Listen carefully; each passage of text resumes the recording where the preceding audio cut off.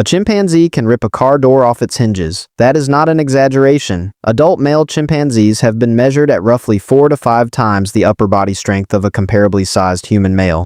They can bend steel bars, overturn heavy furniture, and in documented cases, have torn off human fingers and limbs with what appears to be minimal effort. We share about 98.7% of our DNA with chimpanzees. Somewhere in that 1.3% difference, we lost something, a lot of somethings actually. We lost the thick muscle fiber density, we lost the bone robustness, we lost the natural weapons, the long canines, the reinforced skull. We became, by virtually every physical measure, weaker than our closest relatives, and then we took over the planet. So what is going on? How does the weakest great ape end up as the dominant species on Earth? Is weakness itself somehow an advantage? Or did something else get traded in when the strength went away? To answer that, you have to look at what strong muscles actually cost. Muscle tissue is metabolically expensive. It demands enormous amounts of energy just to exist before it does anything. Maintaining the dense, powerful muscle fibers of a chimpanzee requires a significant caloric investment every single day. For an animal living in a forest with reliable access to fruit, roots, and occasional meat, that investment makes sense. The strength pays for itself in climbing, fighting, and competition for mates and territory. But the early human environment was not a forest. It was open savanna, and the calculus changed completely. On open grassland, food is harder to find and more spread out.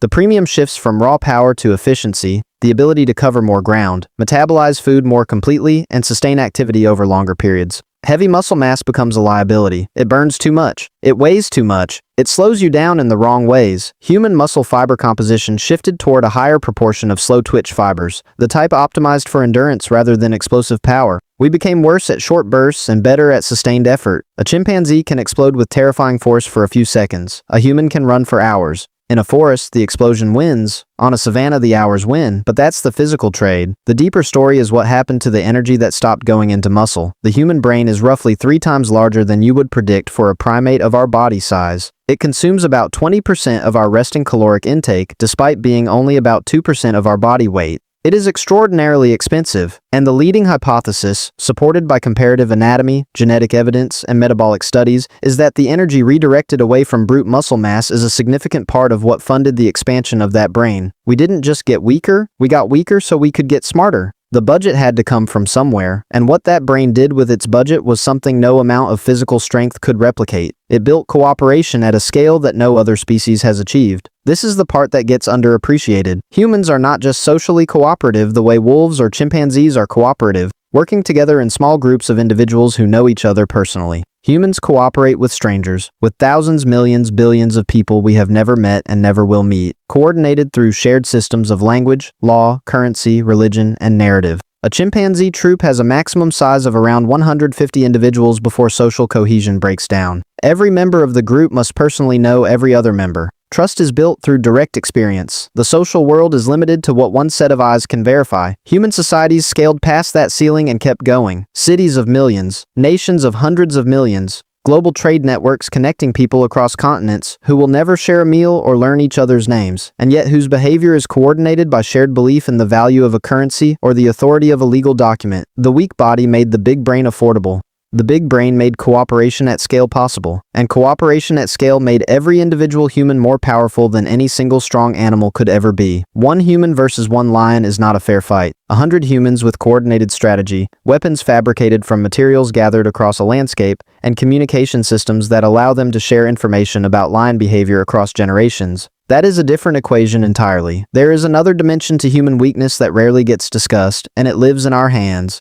Chimpanzee hands are optimized for power gripping, wrapping around branches, holding weight, pulling. The thumb is shorter relative to the fingers, and the finger bones are curved, both adaptations for suspending body weight from overhead supports. These hands are strong, they are also relatively imprecise. Human hands went the other direction. Our thumbs are longer and more opposable. Our finger bones are straighter. The musculature allows for what anatomists call a precision grip, the ability to hold small objects between fingertips with fine motor control. We gave up some gripping strength in exchange for the ability to manipulate objects with extraordinary delicacy. That precision grip is why humans can thread a needle, perform microsurgery, play a violin, type on a keyboard, and assemble the microscopic components of a semiconductor chip. It is why tool use in humans exploded beyond anything seen in other species. The weak hand that cannot rip a car door open can build the car in the first place, and tools, once invented, compound. A spear extends the reach of a weak arm past the range of strong claws. A bow multiplies the force of a modest physique into lethal projectile velocity. A firearm makes physical strength almost entirely irrelevant. The trajectory from the precision grip to gunpowder to nuclear weapons is a straight line, and it starts with a hand that traded strength for control. There is something almost counterintuitive at the heart of all of this. The things that made early humans appear vulnerable, the naked skin, the modest muscles, the slow running speed compared to most prey animals, the long helpless childhood, the lack of natural weapons, were not bugs that survived despite selection pressure. They were features. Each apparent weakness was the cost of something else, and the something else turned out to matter more. Naked skin funded efficient cooling and persistence hunting. Weak muscles freed up calories for expensive brains. Long childhoods, human children are dependent for years longer than any other primate, allowed extended periods of learning and brain development that produced adults capable of extraordinary cognitive flexibility. The helpless infant becomes the most adaptable adult in the animal kingdom. Even our social vulnerability played a role.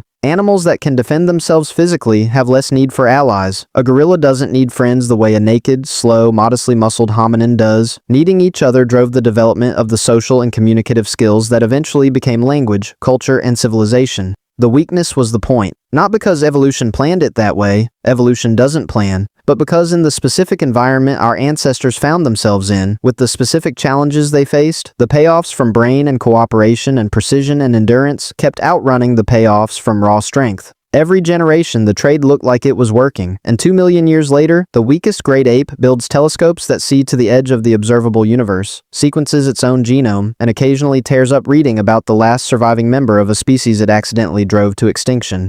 Strong enough to destroy everything around it, not because of its muscles,